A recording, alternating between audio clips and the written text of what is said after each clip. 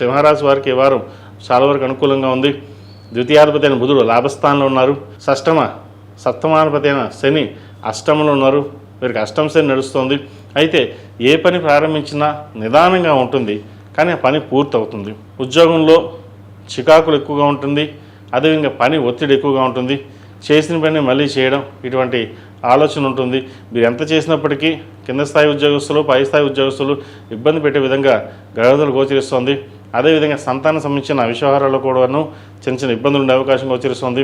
జీవిత భాగస్వామితో మాట్లాడేటప్పుడు ఆచితూచి వ్యవహరించాలి, లేకపోతే ఇబ్బందికరమైన వాతావరణం గోచరిస్తుంది. ఏదైనా సరే పట్టుదలకి పోకుండా సామరస్యంగా ఉండి ఏదైనా ఉంటే నిర్ణయాలు కూర్చుని మాట్లాడుకున్నట్లయితే భవిష్యత్ బాగుంటుంది.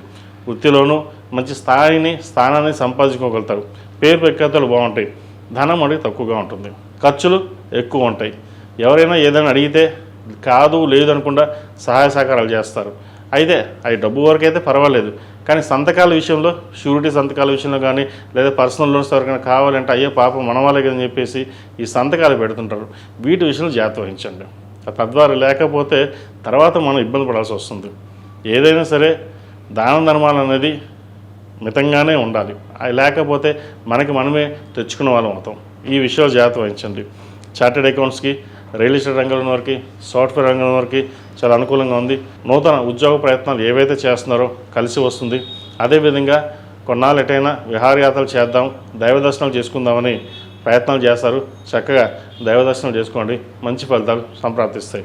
వీరికి ఏలినాటి శని నడుస్తుంది. కుదిరితే చండీ హోమం చేయించండి, లేదా ఏదైనా శివాలయంలో రుద్రాభిషేకం చేయించండి, మంచి ఫలితాలు సంప్రాప్తిస్తాయి. ఈ రాశిలో జన్మించిన స్త్రీలకు వృత్తి ఉద్యోగ పరంగా, వ్యాపార పరంగా చాలా వరకు అనుకూలంగా ఉంది. అష్టమ శని నడుస్తుంది. నూతన ఉద్యోగ ప్రయత్నాలు చేసే అవకాశం గోచరిస్తుంది. ఉద్యోగ అవకాశాలు చక్కగా రాణించగలుగుతారు.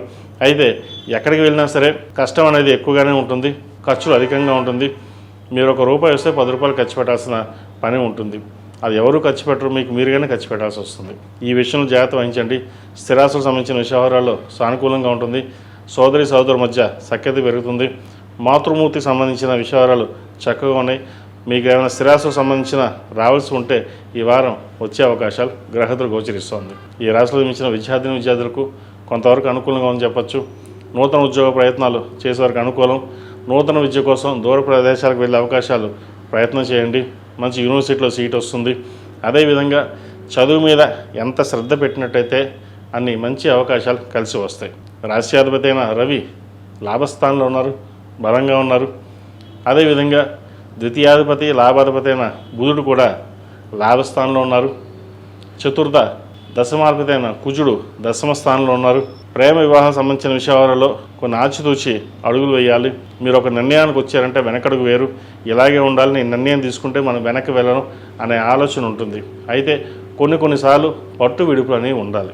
ఆలోచించకుండా సొంత నిర్ణయాలు తీసుకోవడం వల్ల నష్టపోయే అవకాశం గోచరిస్తుంది. వాటి విషయంలో జాగ్రత్త వహించండి. ఈ రాశి వారు ప్రతిరోజు ప్రతినిత్యం దక్షిణామూర్తి స్తోత్రం, నవగ్రహ స్తోత్రం పఠించడం చెప్పదగినది. అదేవిధంగా మంగళవారం నాడు, శుక్రవారం నాడు లక్ష్మీ తమూర్తులతోటి దీపారాధన చేయడం, శనివారం నాడు నవగ్రహ ఒత్తులతో దీపారాధన చేయండి. ఈ అష్టమ శని నడుస్తుంది కాబట్టి కొంతవరకు శని దోషం అనేది తగ్గుతుంది. ఈ రాశిలో జన్మించిన వారికి కలిసి వచ్చే సంఖ్య 1, కలిసి వచ్చే రంగు తెలుపు. ఏదైనా పని మీద బయటకు వెళ్ళేటప్పుడు ఆదివారం కానీ గురువారం అడిగిన వెళ్ళండి, మంచి ఫలితాలు సంప్రాప్తిస్తాయి. అన్ని రాశుల వారు ఇంట్లో కానీ వ్యాపార ప్రదేశంలో కానీ జిల్లేడి హనుమాను, జిల్లేడి గణపతిని పెట్టుకోండి. దాని ద్వారా నరదిష్టి అనేది తగ్గుతుంది. ఆ విఘ్నేశ్వరుడి అనుగ్రహంతో అన్ని విఘ్నాలు తొలగి వ్యాపార పరంగాను ఉద్యోగపరంగాను చక్కగా ఉండడం కోసం ఈ జిల్లేడి హనుమాన్ని, జిల్లేడి గణపతిని చక్కగా ఆఫీస్లో అయితే టేబుల్ మీద, వ్యాపార ప్రదేశంలో అయినా సరే టేబుల్ మీద పెట్టండి. అదే ఇంట్లో అయితే కనుక చక్కగా దేవుడి గదిలో కానీ లేదా సింహాధారానికి ఎదురుకుండా కానీ చక్కగా పెట్టినట్లయితే ముందు ఏదైతే నరఘోష కానీ నరదృష్టి కానీ ఏదైతే ఉంటుందో అది తగ్గుతుంది.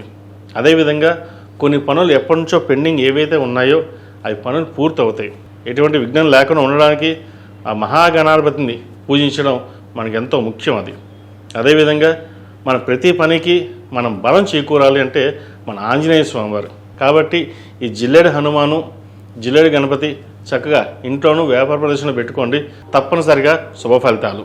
ఈ పూజస్టోర్.in పసుపు కుంకుమ నుంచి దేవత విగ్రహాల దాకా అన్ని రకాల పూజలు, వ్రతాలు, గృహప్రవేశం, హోమాది శుభకార్యాలకు కావలసిన పూజా సామాగ్రి అంతా ఒక్క క్లిక్ తోనే మీ ఇంటి వద్దనే పొందండి. ఈ పూజస్టోర్.in